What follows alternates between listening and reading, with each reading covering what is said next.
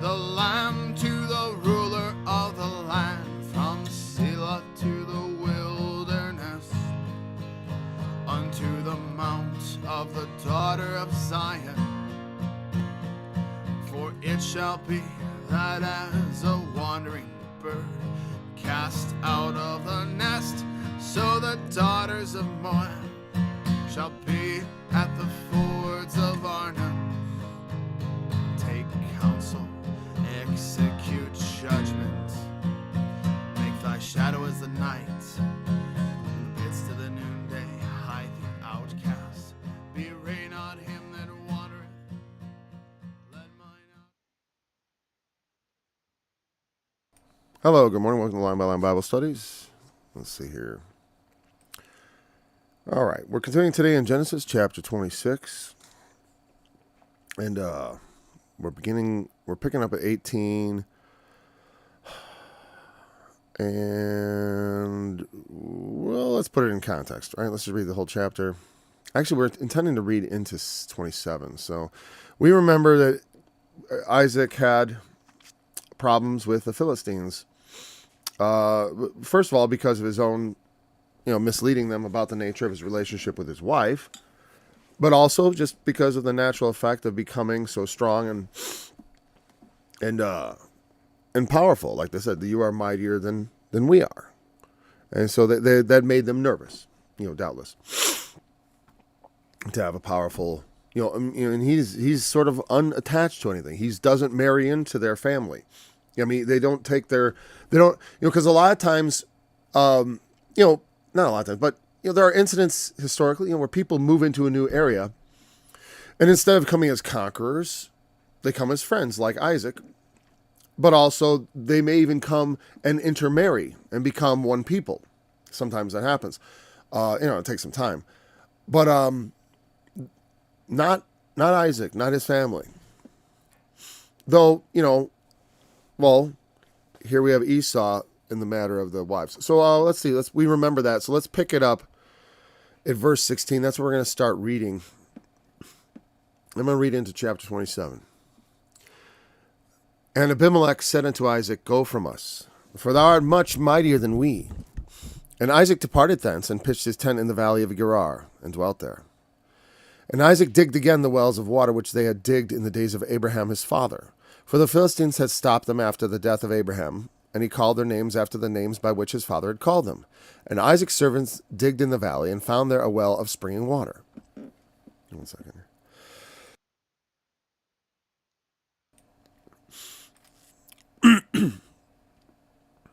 Well of springing water, yeah. And the herdmen of Gerar did strive with Isaac's herdmen, saying, The water is ours. And he called the name of the well Esek, because they strove with him. And they digged another well, and strove for that also. And he called the name of it Sitnah. And he removed from thence, and digged another well, for that they strove not. And he called the name of it Rehoboth. And he said, For now the Lord hath made room for us, and we shall be fruitful in the land. And he went up from thence to Beersheba. And the Lord appeared to him the same night, and said, I am the God of Abraham thy father. Fear not, for I am with thee, and will bless thee, and multiply thy seed for my servant Abraham's sake. And he builded an altar there, and called upon the name of the Lord, and pitched his tent there. And there Isaac's servants digged a well. Then Abimelech went to him from Gerar, and Ahazath, one of his friends, and Phicol, the chief captain of his army. And Isaac said unto them, Wherefore come ye to me, seeing ye hate me, and have sent me away from you? And they said, We saw certainly that the Lord was with thee. And we said, Let there now be an oath betwixt us, even betwixt us and thee, and let us make a covenant with thee, that thou wilt do us no hurt, as we have not touched thee, and as we have done unto thee nothing but good, and have sent thee away in peace, thou art now the blessed of the Lord. And he made them a feast, and they did eat and drink. And they rose up betimes in the morning, and sware to one another. And Isaac sent them away, and they departed from him in peace. And it came to pass the same day that Isaac's servants came, and told him concerning the well which they had digged, and said unto him, We have found water. And he called the name of it, and he called it Sheba. Therefore the name of the city is Beersheba unto this day. And Esau was 40 years old when he took to wife Judith, the daughter of Beeri the Hittite, and Bashemath, the daughter of Elon the Hittite, which were a grief of mind unto Isaac and Rebekah.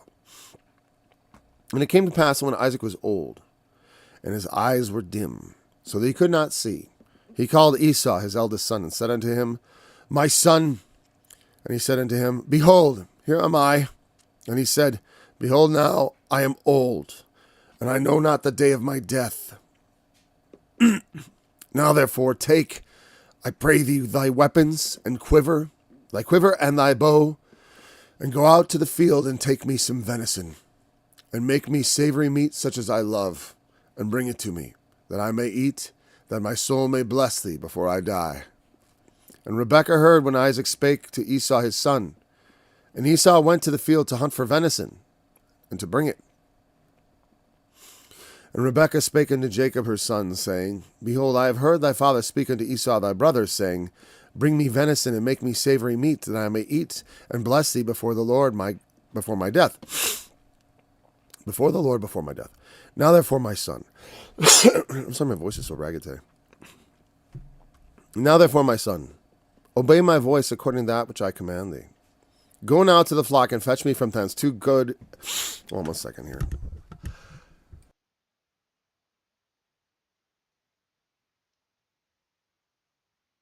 Okay. Obey my voice according to that. Okay. 2 good kids of the goats, and I will make them savory meat for thy father, such as he loveth. And thou shalt bring it to thy father, that he may eat, and that he may bless thee before his death. And Jacob said unto Rebekah his mother, Behold, Esau my brother is a hairy man, and I am a smooth man. My father peradventure will feel me, and I shall seem to him as a deceiver, and I shall bring a curse upon me, and not a blessing. That danger.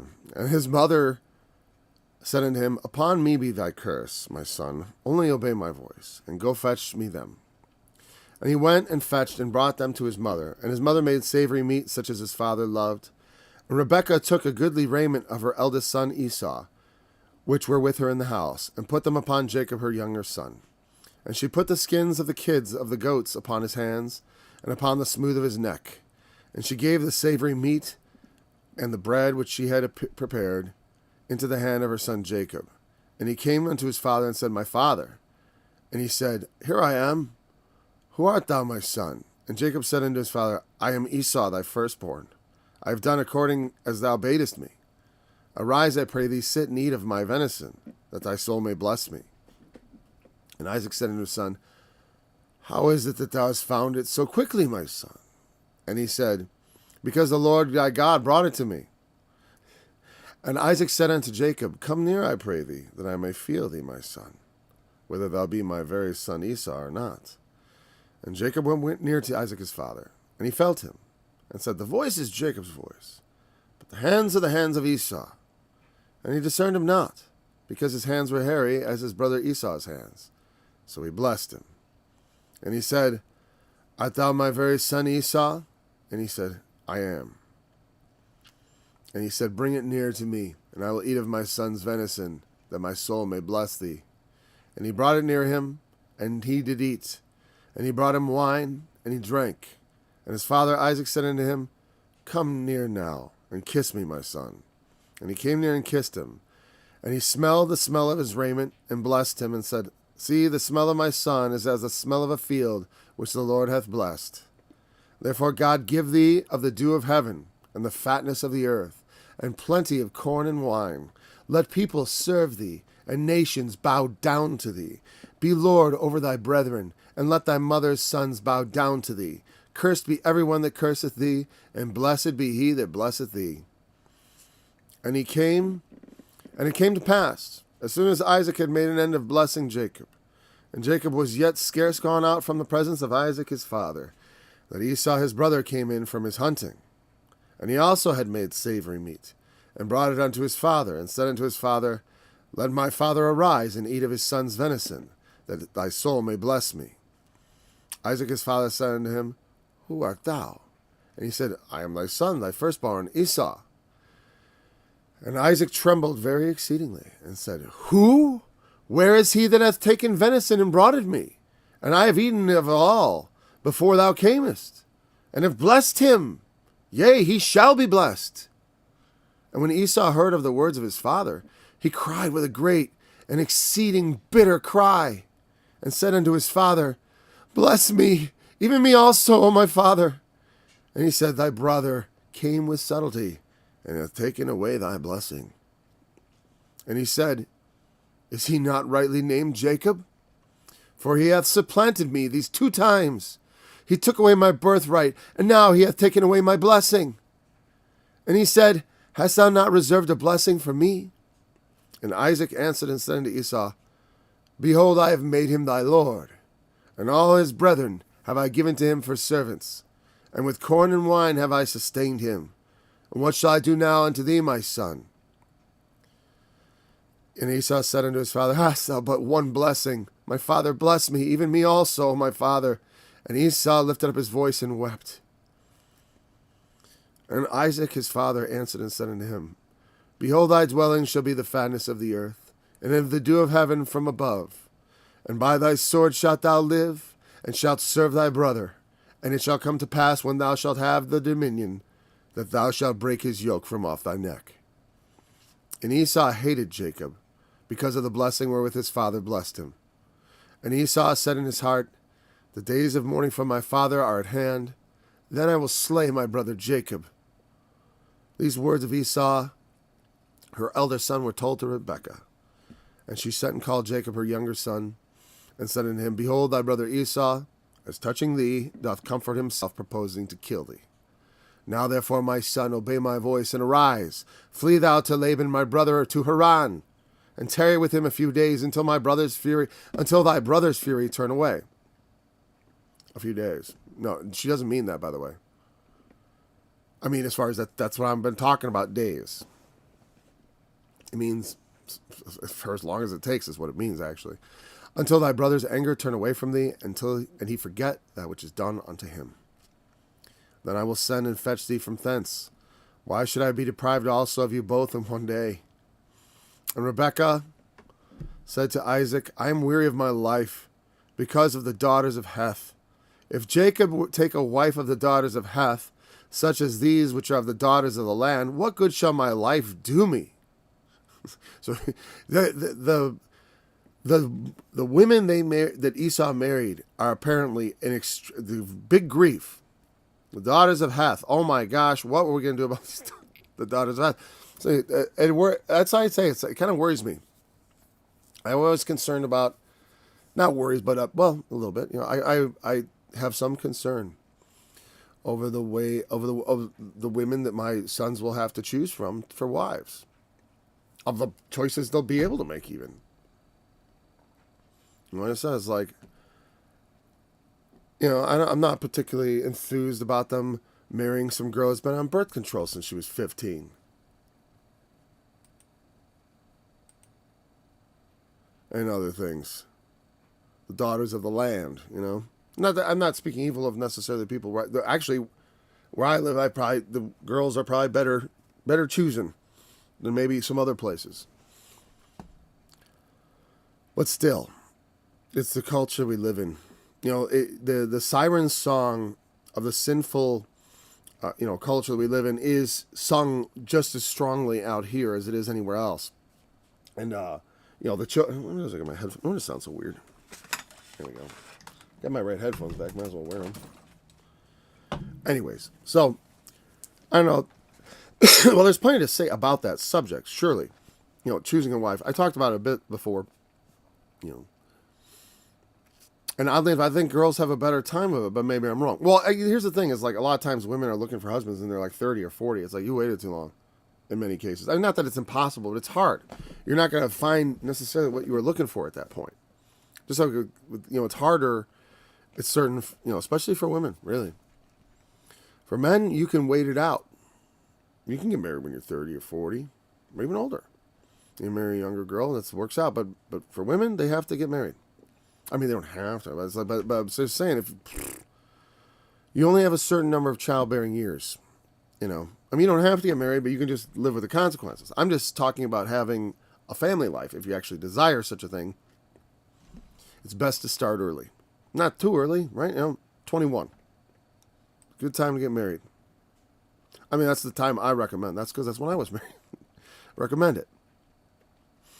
And don't have kids before you're 21, until you're married. Then. And after you're married, and don't get married until you're 21. There you go. And Isaac digged again the wells of water, or around the age. It doesn't have to be hard and fast. I don't think my daughter-in-law was younger than 21. So, the Philistines had stopped them after the death of Abraham and called the names of the names. Okay, we went back to the issue of the wells. So Isaac digs these wells, and they strove with him, and I assume Esek, this is probably completely unnecessary. But here I am doing it anyway. Esek here, according to this, Esek, contention, a well in Gerar. And Sitnah means hostility. Again.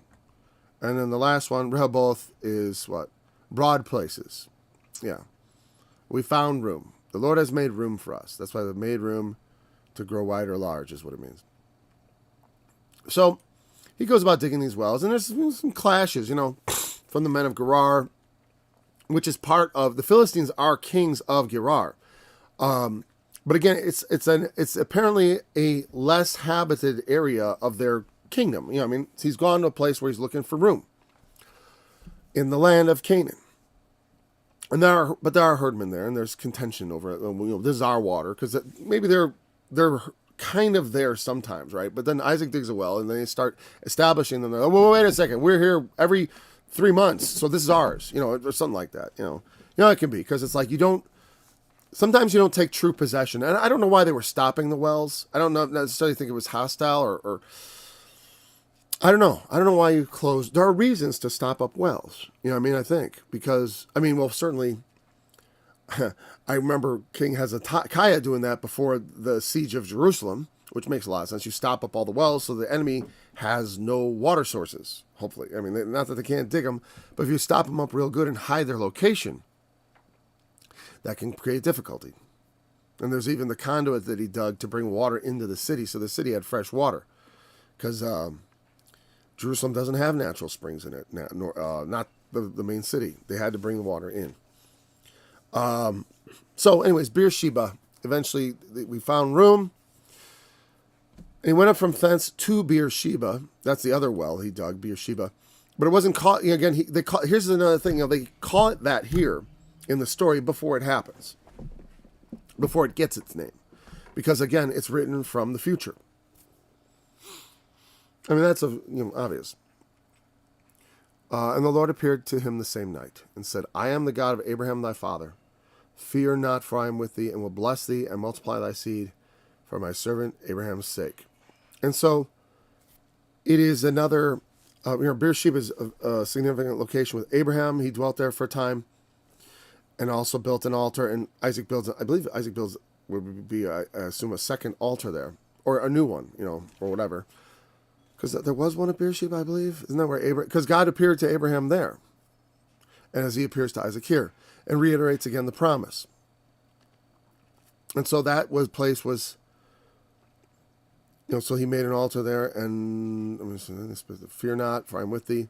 Well, because there are, he had a lot of reasons why he might be a little afraid. Because, like I said, though he is a petty king, in a sense, with all the flocks and servants, and they say he's mightier than them, there's hostility, and,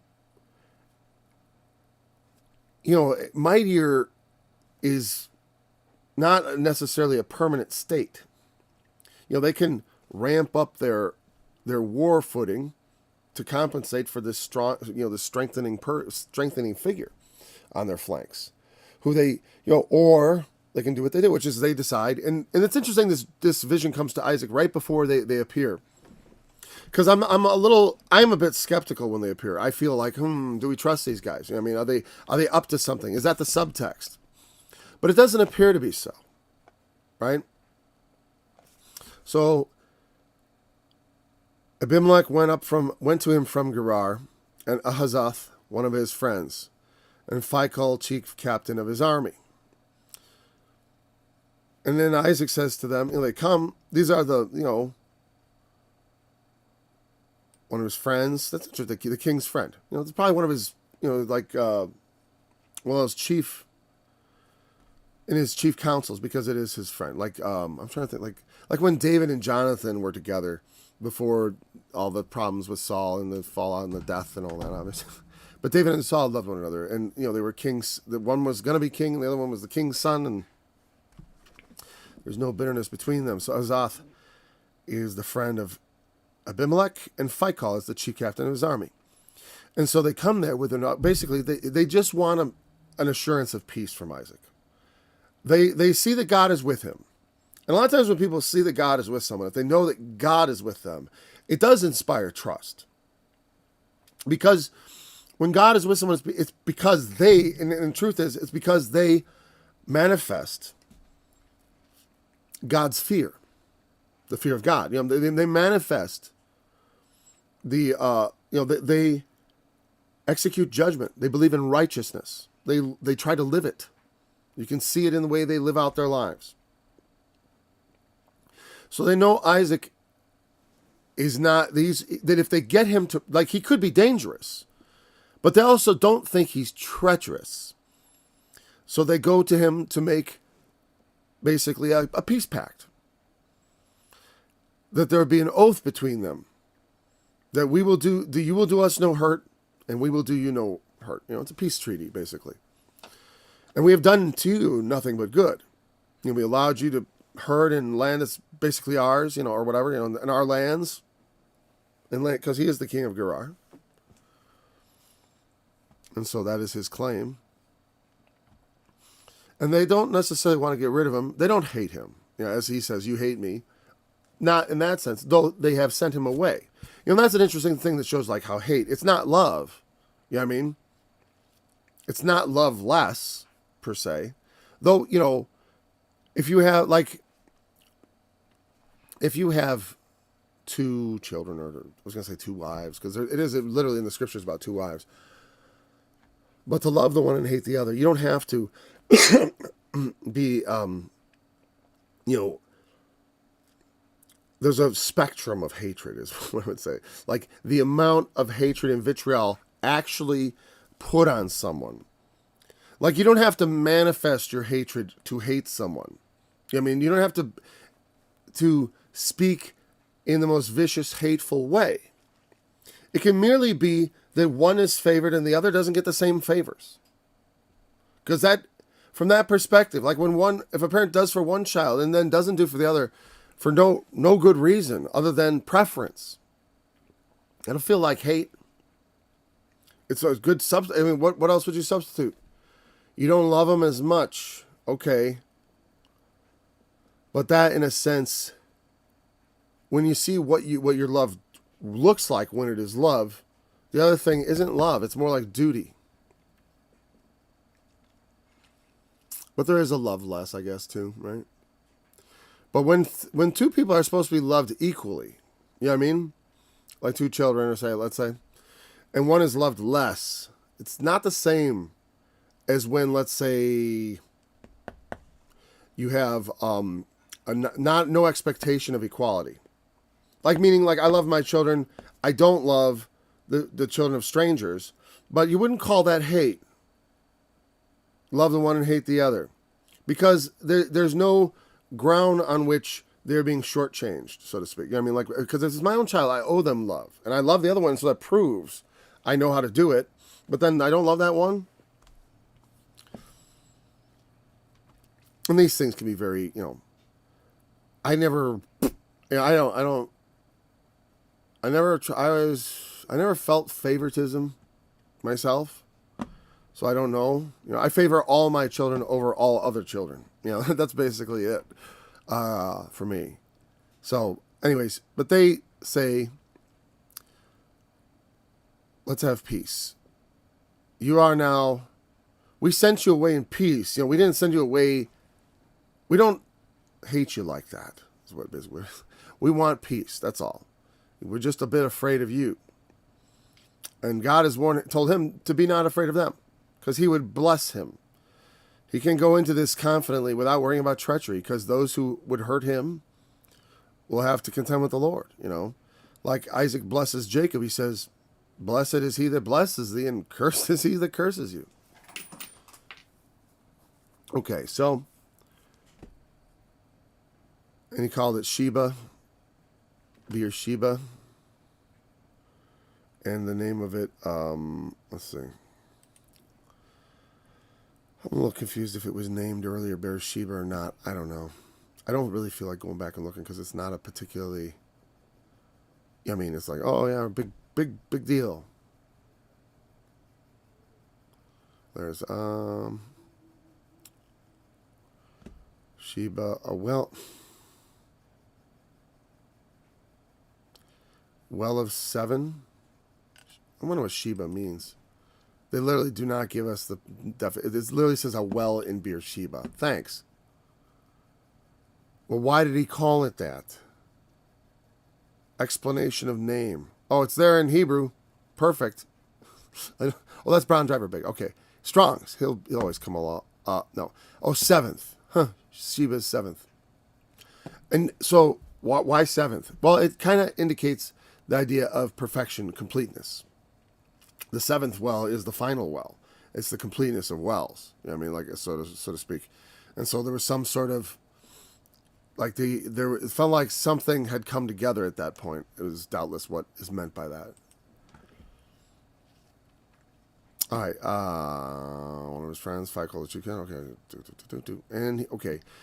And so then the name of the Esau's wife is brought up, and we know that we've talked about it a bit already, and we're going to just keep going into the blessing. Let's see how much time we got. Yeah, we still have to study.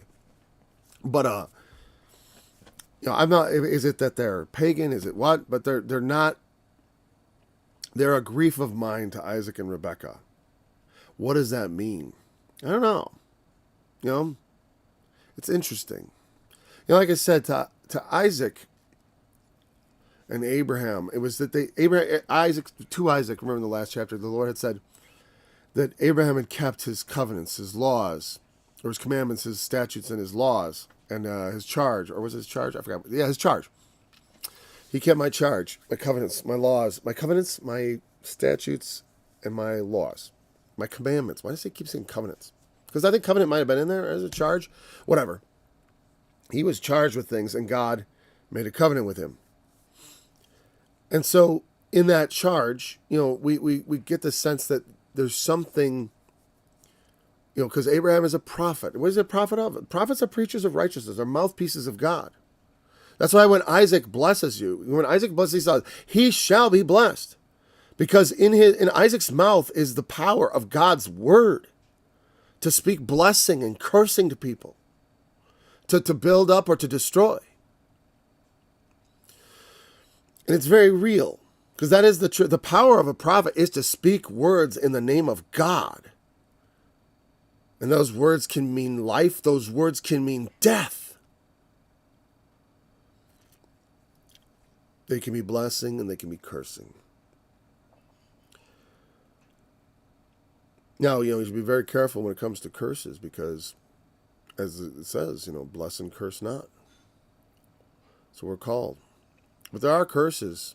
Some people are cursed. Some things that we do bring us under a curse. What is a curse, though? Well, to me, it's a special consequences for special sins. And if you do something, then you obtain this severe consequence. And it can be enduring.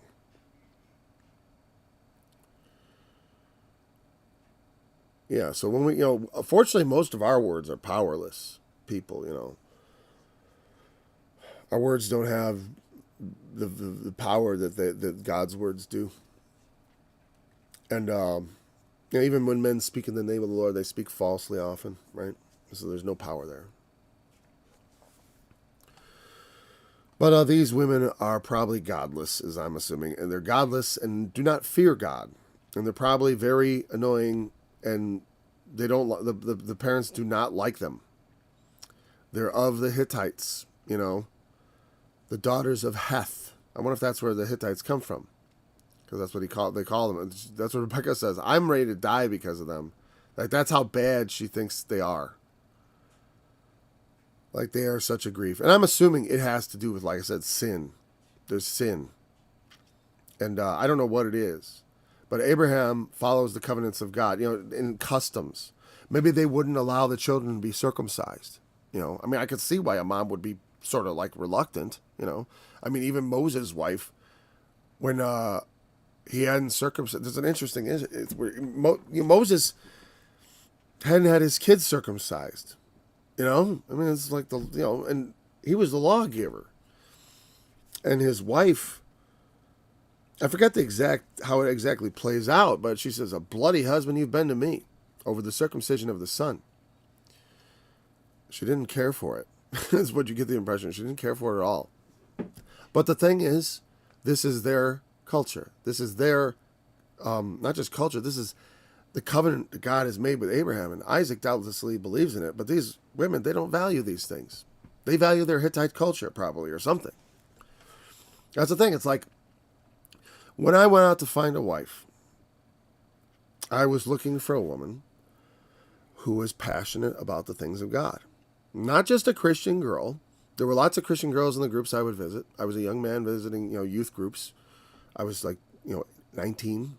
I was going to the school. I wasn't like going around doing anything weird, I guess. But anyways, I was there and I wanted to meet girls to get married. And quite frankly, the Christian girls there, they'd been Christians since they were young girls, and they were very faithful and good girls for the most part. But I didn't feel the passion I was looking for. Because even though I'd been a Christian from my youth, I had a sort of a zeal of a convert. Because I had this experience where I thought I was going to die, and I prayed to the Lord, and I recovered I felt better. I was like, wow, And so afterwards, forever after, save my life and I'll serve you for the rest of my life. So I have to do this in whatever fashion he wants. Maybe he doesn't want me to do teaching. That always drives me nuts. I don't have to comment. Oh, God wants you to do teaching. I get it. I know you all think that. I'm just saying I have had my doubts. Surely. Right? About all that. What do we do?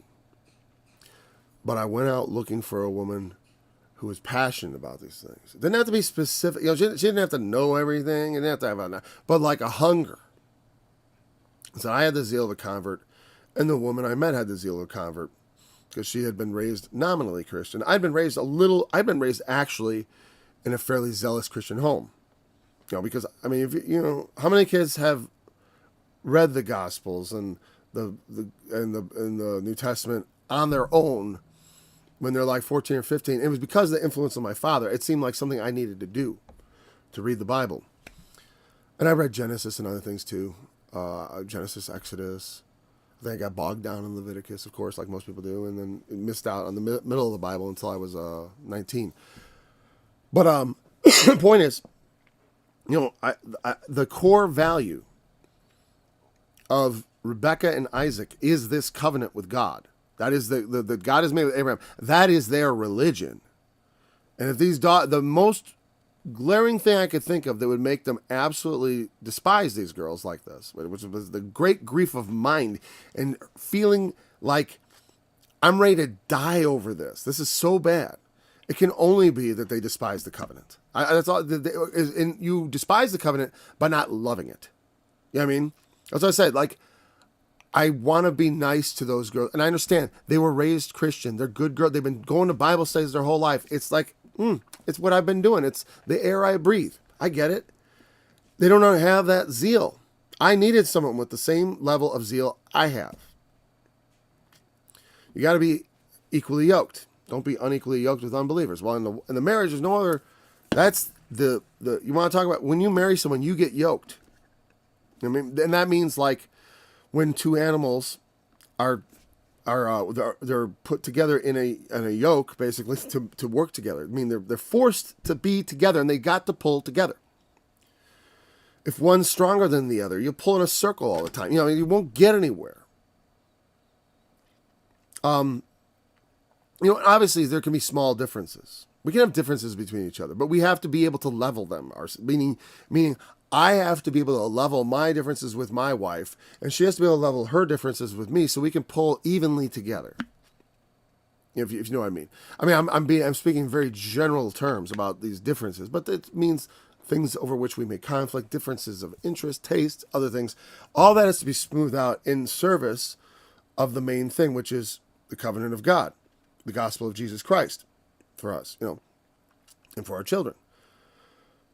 If you do not, a lot of times people, it's hard because, you may not discover passion for the Lord early in life. So you end up married in a way that it can be difficult because you come to your passion and they're just like, and maybe they like it.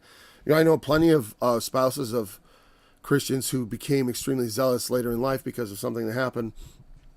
And they often appreciate it, especially if it means, like let's say you used to drink a lot and it was something that grieved the wife or other, just whatever things that it causes to turn around. There's ways to make it work out. There's certainly in the New Testament, there's all kinds of people whose, there's scriptures that refer to unbelieving spouses. Because sometimes when you come to belief, you have a spouse already and you can't divorce them. You're not supposed to.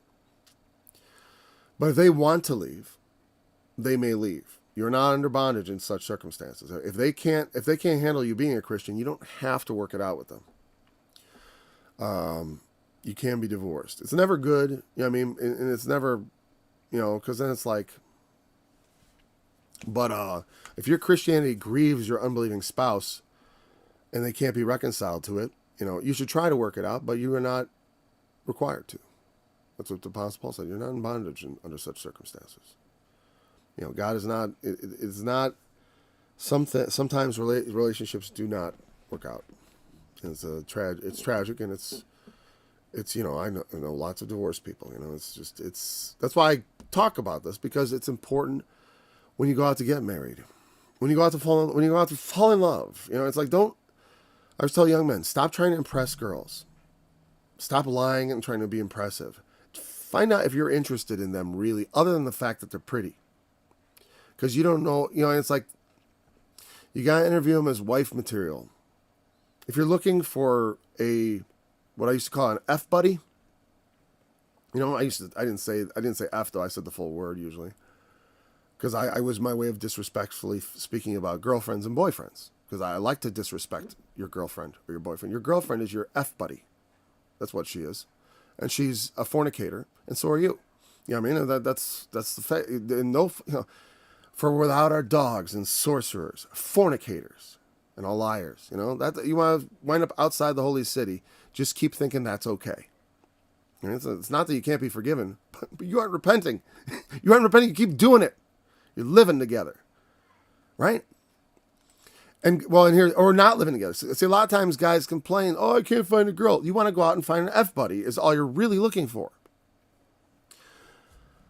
And I gotta tell you that the girls you get for that are not the ones you think about marrying. The girls that are willing to do that with you are willing to do that with a lot of guys. They have no standards, no self-respect. Don't marry that kind of girl. Don't even look at that kind of girl. Shouldn't waste your time. Find a godly woman. You want to find a woman to marry, go to church. It's like, and these guys, I want to have a lot of sex. It's like, believe me, in marriage, there's lots of love. No shortage. If you have an affectionate and close relationship with your wife, you'll have no problems. None at all. And then, but this way of life, seeking whoredom, looking for pleasure hedonistically. That's the way I lived when I was 18. Not very long. It's funny. Well, 18, 17, 18, whatever. I wanted to live that way. I didn't really live that way, to tell you the truth. I wasn't much of a fornicator. Not really. No, sir. I thank the Lord that he did not make me good at those things, because I did want to follow them. And if I had been skillful in the art of seduction, yeah, I would have probably done bad. Sinned worse. I'm glad the Lord kept me from worse sins. The entire time I was at college, I never slept with anybody. That's complicated, but I'll say that. That's true. Or had any, when I was in the University of Illinois, there's no one who had sexual contact with me. None at all. That wasn't by choice. But the Lord looked out for me. He always looked out for me. I know that's many times he saved me from sins and guided me away. Well, Esau here has fallen into a bad marriage. Two bad. He did it twice. He married two women that his parents can't stand. You know? I bet they were pretty. You know, right? Bet they were pretty. Because why else? And we see the type of guy Esau is. He's a guy, he likes to run around hunting. I like that kind, you know, outdoor life. I'm more of a builder, not a hunter. I like to build things outside and, you know, work on stuff. Working on my house is like one of my favorite things, you know. Yeah, because I think my house, they don't, when there's a problem, I sometimes will complain, I confess. But generally speaking, I do like the work around the house when I have the health and energy to do it. All right. So now the blessing of Isaac is going to be handed out. And his eyes were dim so he could not see.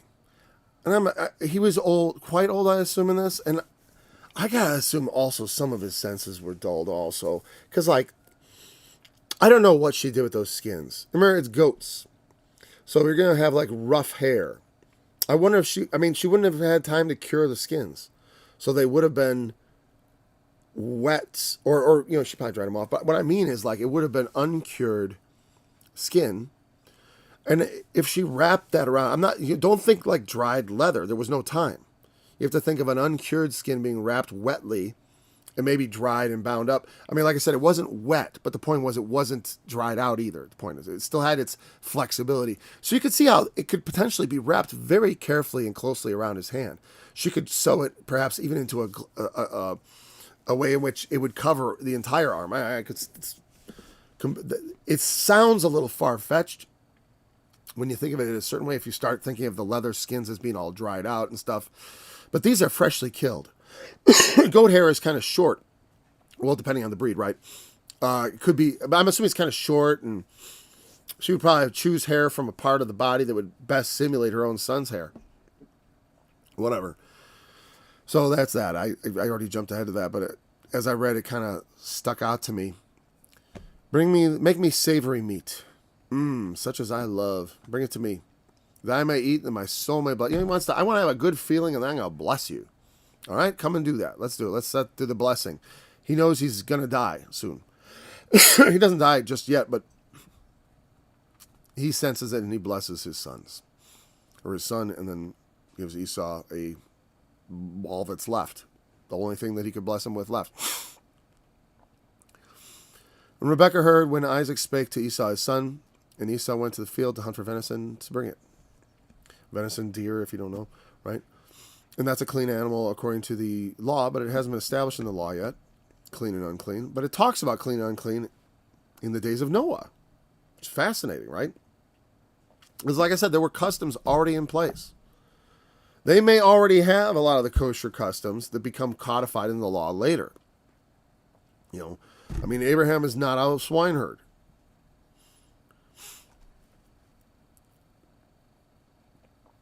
And so, now Rebekah hears that, and she goes to Jacob and says, I've heard thy father, right? And he says, therefore now you obey my voice. Do what I say. Because Rebekah is the one leading this to get the blessing away from Esau and put it on Jacob. Because she loves Jacob more. And she is also grieved of the daughters. She perhaps thinks that's not where the blessing belongs. It belongs with Jacob. She may know that Jacob already had him sell his birthright. There's a birthright and a blessing. It's interesting. He took his birthright, and then he took his blessing, the father's blessing. He hadn't legitimately sold the blessing, though you could say it is part of the birthright, and that's why Jacob comes to claim it. I don't know. And I don't know. You know, it's interesting. I was thinking lately, not too long ago. I was looking at, because I drive around as people do. I was driving home, and I always drive past this farm where they have goats. And they have these tiny goats, too. Really, really, really tiny. I mean, like, silly tiny. Whereas like, we were like, they looked full grown. They were probably young, obviously, young miniature goats. I mean, like the young miniature goats are really small. Anyways, but I was thinking, do people like goats? What do you do with it? You eat it? Obviously, it's a clean animal, so you can eat goat. I never see goat meat at the store. I see the milk.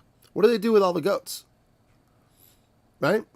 No, because it's the one animal I considered bringing and raising and getting into. The one large herd animal I considered, because cows are too big and everything's too big for me. I got a little property, I have chickens. I thought, well, maybe I could do small goats. But do they taste like venison? I suppose so. It was enough. A lot of meat, when you're talking red meat, you can, depending on how you prepare it, you can really conceal, depending on, what it is and how much, what kind of vegetables and spices you add. So whatever. It's close enough, because the food he doesn't blink at the food, right? And so he points out the hair ape thing. He's going to feel me, and I'm going to get cursed, not blessed. He's going to be like, what are you trying to do, pulling over on me? No. His mother said to him, if you're cursed, if it happens, let it be on me. Just only do what I say. And so he does this, and she takes nice clothes of Esau. So he smells like Esau because he has a different smell. She had it in the house, some of his good clothes. She might have kept it back, maybe just for this occasion. I don't know. Rebecca's conspiring with her son, And she put the skins of the kids of the goats upon his hands and upon the smooth of his neck. So, if he touches back there. And she gave savory meat and the bread, which she had prepared, unto the hand of her son Jacob. And he came unto his father and said, my father. And he said, here am I. Who art thou, my son? Again, I'm just reading it. We read all this. I am Esau, thy firstborn. It's a lie. I don't know how you get around it. It's a lie. But it's like I said, I don't know. Well, I don't condemn him in it. But I don't, it's not exactly right either. But it's sort of like what it's acceptable in some level. Because, is there a law that says the blessing must go to Esau? No. But he is, like I said, but he is deceiving his father. Sometimes when people preach on this, they'll say that for this is why Jacob had so much trouble with Laban. Like it's some sort of comeuppance or something. It's never said like that. The Lord does not bring judgment on Jacob for this. And it's ultimately because of one and only one reason. Jacob have I loved, but Esau have I hated. The children being not yet born, neither having done any good or evil, that the purposes of God might stand, not according to works, but of him that calleth. God determined long before the situation. Yes, Esau comes out first. That's God's doing. And Jacob comes out with his hand on his heel. The kingdom of God suffers violence, and the violent take it by force. I've always tossed back and forth a little bit on that verse, whether that's positive or negative. And I tend to think it's a bit of both. Because there is, how badly do you want God's kingdom? How badly? To what ends are you willing to go to obtain it? Like just what will a man give for his soul? And I said, well, I don't have to do much. I just have to believe in Jesus. True enough, but if you've how long have you believed in him? And you still think that that's all you got to do? You haven't got any kind of charge from God, like something else you might want to do in Christ? Yeah, we always have more to our faith, or we ought to. Unless our faith is just a nominal part. It's just our team, just our club, And for a lot of people, that's exactly what their faith is. It's a convenience. It's just part of life. It's something they take for granted. I don't know how deep or genuine it is. you know. But when people don't put the value on the things, you know what I mean? I can see Jacob genuinely craves this blessing and will do anything to get it. He will lie to get it. Liars don't belong in God's kingdom, right? But God does forgive. Now, this is all deception. I know. Because I don't condemn Jacob for it. He wanted the blessing. And so he lied to his father to get it. I don't know. That seems like unethical, right? But it's what happened. It's like David and Saul. You know, Saul, like, he got removed from being king because he didn't kill enough people fast enough. You know, basically. He didn't obey the Lord's voice. David also disobeyed the Lord's voice, and he committed adultery and sent a man to be murdered. But he was forgiven. Because again, he had those sure mercies. God forgives you. We're all bad. That's the thing God says. You know, because a lot of people, you know, they think they're good, but that's only because they've never had the opportunity, the temptation to be really bad. You know, like in Germany in World War II, the ordinary men who became execution squads didn't think they were that guy. No one expects themselves to be that guy. But then, under pressure, you know, we had people calling not long ago for people who refused to be vaccinated to be either forcibly done or have them run out of society, essentially.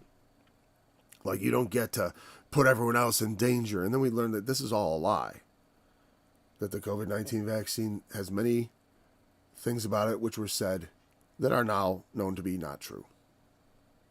I like that because there's nothing you can say about that statement. You know what I mean? If you analyze that statement, it's so perfectly non-committal. But everyone knows what I think about it, I think. Oh, you don't know the depths of it, actually. Because I don't know the depths of it. I have dark thoughts that I don't even know. I hope they're not true. I hope they're not true. Boy, oh boy. And Don knows what I'm talking about, right? Yeah, you know. You know. Okay, he blessed him. Are you my very son Esau? And he said, he asked him again, are you, this is, the word very in there means my actual son Esau. And it says, bring it near to me, so I will eat of my son's venison, that my soul may bless thee. And brought it to him, and wine, and he drank. Again, you don't have to get drunk drinking wine. A lot of times it was safer than water. They have nice springs of water there, though. But those are mostly for the flocks. But yeah, they drink water. In some places, though, yeah, it's especially in medieval Europe, the water quality was bad, so they drank a lot of beer. In some, depending on where you are, I guess, right? Especially because, you start drinking, you can't, because sometimes you live in populated areas and the streams get polluted, the wells get polluted because of whatever, tanning. There's all kinds of activities human beings do that make nasty messes. Like over in Ohio, that thing that happened with the trail derailment, People make messes. And they have without trains, even in the past, we've had environmental catastrophes. Or let's say environmental destruction through chemical releases and stuff like that, even before the industrial age. So you can have polluted water supplies, So he smells his clothes and says, the smell of my son is as the smell of a field, which the Lord hath blessed. Like a blessed field, that's how he smells. The great outdoors. Sad that he loved his son so much, but his son is chosen poorly and as it says, he's a profane person. That isn't why God rejected him. God could have brought him better, made him better, turned him around, given him revelations, appeared to him, spoken to him. But he doesn't, because he doesn't owe it to anyone to make an appearance, to speak to them, or to tell them. Because, as it is written, we know. Isaac knows right and wrong, and he would have taught Esau. And he would have known his parents' desire about these wives, and he did it anyways. Took two of them. Two ungodly wives. And his blessing says, God give thee the dew of heaven and the fatness of the earth. The dew of heaven is a metaphor for the blessing, the lightest sort of, we need water from the sky to live. It's there's famines often because of droughts. So the dew of heaven is essential in many ways. We need that dew of heaven, and it's a poetic way of saying, I think, the rain. But the rain is also a metaphor for God's blessing. Like we say, God rains on the just and the unjust. That is a figure of speech that refers to not just rain, but all the natural things we benefit from, right? The soil, the rain, when it's all good, when God has blessed the field, we benefit from it. And we can especially benefit, right? Not all places are created equal. Not all blessings are created equal. Not all gifts are equal. Some people despise that. That's why in my song, I'm a Native American, I said, when I come at the break part, it says, they want to erase good and evil, small and great. They don't want great men. They don't want lesser men. They want everyone to be the same. Nothing particularly good or nothing evil. All the old standards of what is good and evil, they have an evil. It's like, their evil is the evil of Sodom. Come out. We got to know who you are. You will belong to us. You don't belong to yourself. You belong to us. You belong to the state. And there are people who want us all to belong to the state. And they want the state then to order our lives and to bring us paradise, which it will not do. It never does. Because the problem is, in order to have a socialist paradise, you have to have a benevolent dictator who's also like omniscient. He knows everything. Because without someone who knows everything, you can't centrally control these huge systems. Like they don't go well under central control. All you do is hobble and handicap everything. In fact, that's all they can do for equity, is they hobble and handicap productive people in order to make them more equal to unproductive people. They certainly don't help unproductive people become productive. To hell with that. They don't bother with that. No. Now, their only way to bring about equity is to chop you down. And that's what they will do. And they're working hard at it, believe me. Anyways, the dew of heaven, the fatness of the earth, plenty of corn and wine. The basic necessities of life. That's what he's saying, the fatness of the earth. The earth isn't fat. But the idea, right? Rich black soil. Blooming trees with fruit in abundance. Vines bringing forth fat grapes, That's the fatness of the earth. It brings forth the best. Let people serve you, and nations bow down to you. Be Lord over your brethren, and let thy mother's sons bow down to thee. He was going to say this to Esau. Cursed be every one that he curseth thee, and blessed be he that blesseth thee. That's what I say. Don't. Jacob got this blessing. But like I said, be careful how you boast against the branches. Because the root bears the branches, not the... And you can be grafted in, and are grafted into this thing. So be respectful to the children of the ones who wrought the covenant with God. You don't respect the children of Jacob. I wonder how Jacob would feel about that. As far as, like I said, it's like when they do evil, they do evil. And they should be punished, any evildoer. And like I say, even in the scriptures it talks about Israelites went so wrong. And God himself sent the sword of the Assyrian and the Babylonians and the Persians against them. Not so much the Persians, really, not against them. But they were definitely not. They were subject to the king, to the emperor of Persia. I don't know if I want to call him the king. They used to do king of Persia, right? But it's more of an empire, actually, at that time. When Jacob was yet scarce gone out from the presence of Isaac his father, here comes Esau. He had also made the meat And what I think I noticed most here is like just his trembling. And like it says in the New Testament, he found no place of repentance, even though he sought it carefully with tears. Sometimes I warn people, like, there shall be weeping and grinding of teeth when the Son of Man comes. You do not want to be part of that, you know. But the way we get there is the way we saw.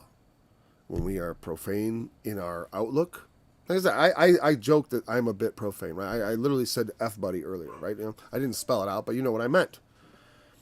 And that is a profane. Well, actually, that's more of an obscene thing. Actually, you know what I mean? Profane means far from holy. So a lot of things can be far. Usually, things like poop and pee are considered, like literally, that's profanity because it's the farthest thing from the temple you can imagine, and they're common things outside of the sacred space. But Esau was so outside of the sacred space. He wasn't just like he talked like a regular person like I do. You know what I mean? It means he was focused on profane things, not focused on holy things. See, that's the difference. I may be a little profane, but I'm not technically a profane person because I'm focused on heavenly things, on holy things, like Jacob, a man of the tent, you know? And I do think that's what that means because that's what you do in tents. What do you do indoors? You know, did I mention that? Like the man, like we talk about the man upstairs or the front office. You know what I mean? And also because I think from there he's managing flocks and stuff like that also, which he shows he has a great adeptness to when he goes to Laban. He's managerial. He's educated. He's not a man of the field. Well, if you're not on the field hunting around, what are you doing with your life? Why does Rebecca love him? What is there to love? Well, I think Jacob, like I said, is if there is some sort of record, if there is some sort of writing that's been made or any kind of thing, well, and plus there are other, you know, they're not right. I'm not saying that Jacob's writing scripture. I'm just saying that there was knowledge of God and they followed it. And they tracked it, and they upheld it. Now, that's what we know about Abraham for sure, because it says that he kept things that were needing of keeping. Though it's very, you know what I mean, like it's sort of ambiguous towards us as far as, well, what exactly is that? It's not the law of Moses, obviously. And it's probably not the law of Hammurabi. Is it just the natural law of the mind, of the conscience? It could be part of it. You know, as I said, I think it's in part that. Yeah, but so he could not. I've eaten it. I've blessed him. Who? He says, where is he? Who came? And he says, and yea, he shall be blessed. Because the word having gone out, he thought, I can't take it back. He believed that. I can't. What's done is done. Now, I don't know if that I wouldn't have necessarily thought that. I would have thought like, well, wait a second. I take it back. But no. I think perhaps Isaac senses the Lord in it. Because it was said, and Rebekah knew these things, the elder shall serve the younger. She went. She knew. This had to be. Isaac, I said, once it's done, he does not curse Jacob. But he is sorrowful for his son Esau. Because he knows he cannot give him back what has been taken. And with the blessings of his father, you know, maybe his life could have been different. He doesn't have a bad life. But again, a lot of this stuff goes on to the nations, I think. And certainly, because the thing is, when Jacob returns after a couple of years, Esau receives him warmly. So whatever it is that Jacob said, whatever it is that Isaac says here, I think Esau feels a redemption arc in his life or something. Like he did get, I think he did feel like I threw off Jacob's yoke. But how did he feel yoked by him as he was off somewhere else? Well, you know, it's like Cain said, or not, like the Lord said to Cain, if you do not well, sin lies at the door. Esau is considering murdering his brother. He's definitely got a lot better cause than Cain, right? I mean, you could see, like, Cain, it looked like pure envy. Like, what did Abel do? Except make a better sacrifice. Jacob is actively usurping him, taking, he sold it willingly. This time, not so. He didn't sell this. He had it snatched from under his nose. And he's bitter about it. Now it says, thy dwelling shall be the fatness of the earth, and the dew of heaven from above. But I want to check, because when I was studying this originally, like back in the day when I used to study with Arnold Murray, I always took it at his word that this blessing actually is mistranslated, and it should say far from, you will dwell far from the fat of the land, or something like that. Let me see. I'm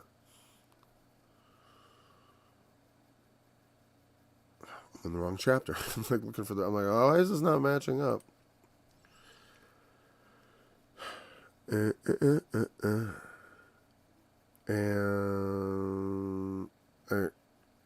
oh, there's the thing, and here we go. Be the fatness of the earth. Now, it's 39. Do they have, like, can I look at this with multiple translations? Yeah, see here, now we have another, in the Berean Standard Bible is this translated. And you see here they say, behold, your dwelling place shall be away from the riches of the land and away from the dew of heaven above. They always say away from. Because they got the King James translators made a mistake. They weren't perfectly inspired by God, apparently, because they got this wrong.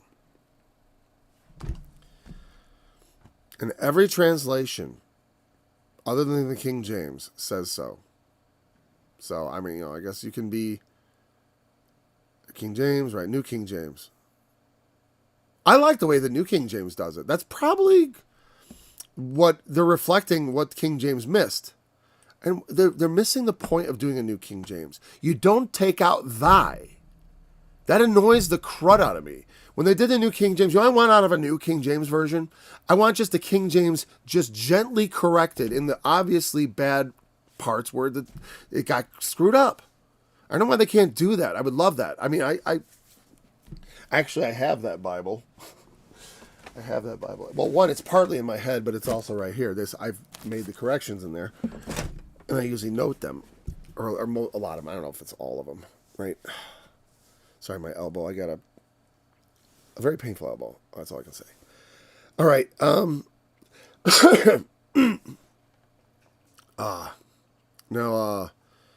Okay. So, but I like the New King James. What they did is they inserted the of the fatness of the earth, of the heaven. Meaning, you're not going to have the fullness of it. You're going to have a portion. And that's why I say it rains on the just and the unjust. God blesses the wicked and the just, but he does not bless with the same, abundance of blessing. He does, and again, do not just think in terms of earthly things. I mean, you can think in terms of earthly things if you want, but it's like very often, yes, the wicked prosper. The scriptures talk about that. But, but what it also says is that it's folly to envy them. It's like, because we have something better, more, the riches of this world pass away with every man that enters into the world. They can't take it with them, but that which you have in Christ, you will carry to infinity. So, we want to be focused on being faithful to our Lord, faithful in our Lord. That's maybe a better way of saying it. I mean, though obviously we want to be faithful to our Lord, we also want to be faithful in the Lord, meaning faithful to the gospel we've been called to. God has called to faith in the gospel, but also through that to a new life wrought in Jesus, as opposed to in the ways of the world that you knew beforehand and living in sin and pleasure. There is pleasure forevermore in the house of God, and there's plenty of, even, like Jesus said, you've given up houses, you will have it in this world too. Maybe not like, again, not, I give you peace in this world, but not the peace that the world gives. And again, the world gives peace because there's no the peace of the world is this: I have everything I need. There's nothing, I feel safe. The peace of God is this: I don't have anything I need, and I'm in the midst of turmoil, but I still feel safe. I still feel at peace. I still feel very much wrapped in the arms of the Lord. I feel very much that God, on standing on the rock of my salvation, that nothing can touch me. That's the peace of God. I haven't fully internalized that. I say that and it sounds so good, right? But when we believe it, but when you get to those situations, sometimes it's so hard when everything is contrary. All around you, the sea and the waves roaring, men's hearts failing them for fear and looking after those things which are coming on the world. How can you stand solid and at peace in the midst of all that? Well, only with Christ. Only with the knowledge he can give us and the peace he brings through that knowledge. Because the knowledge does bring peace. To know nothing can separate you from God's love. Because you are the beloved. And how do I know that? Didn't you say that you believed in Jesus, that God raised him from the dead? Did you not confess his name? Are you not here to learn more?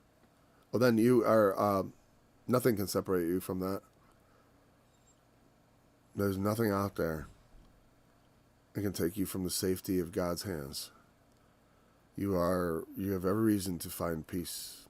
But we have every reason, but we have to find them because it's not always easy. It's easy to say be at peace when, hey, there's nothing going on. It's easy. That's the world's peace. You already have that. That's what the world can give you. And even then, it doesn't work, right? The people win the lottery and they end up miserable. Right? Mostly because you didn't. The habits that are necessary to amass that money. I know if I won the lottery, I'd spend it all. That's what I would do. Probably. That's most likely. That's what everyone does.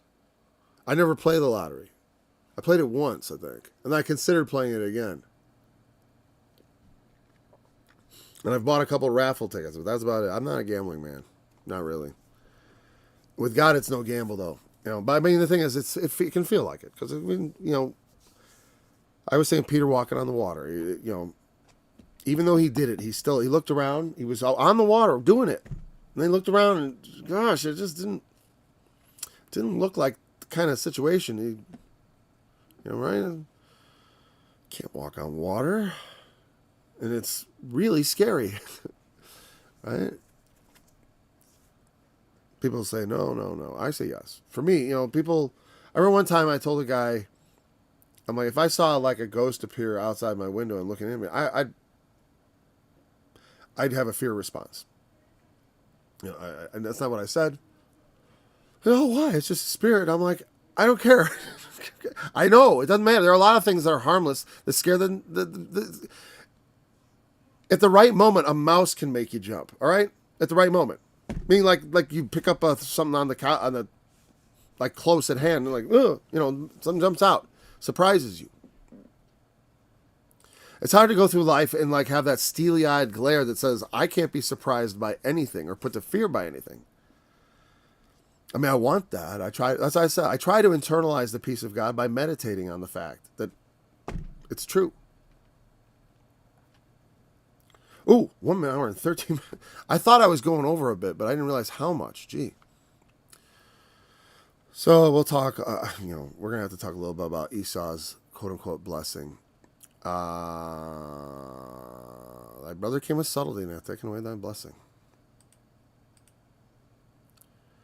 I think I really want to start there. We'll start at 36 and we'll get into the next chapter, no doubt, because we've already covered most of this. It's kind of like today. Won't be here tomorrow. Got the state wrestling tournament early in the morning.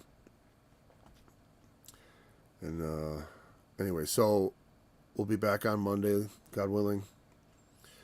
And so then, until then, thanks for joining me, and I look forward to being back again soon.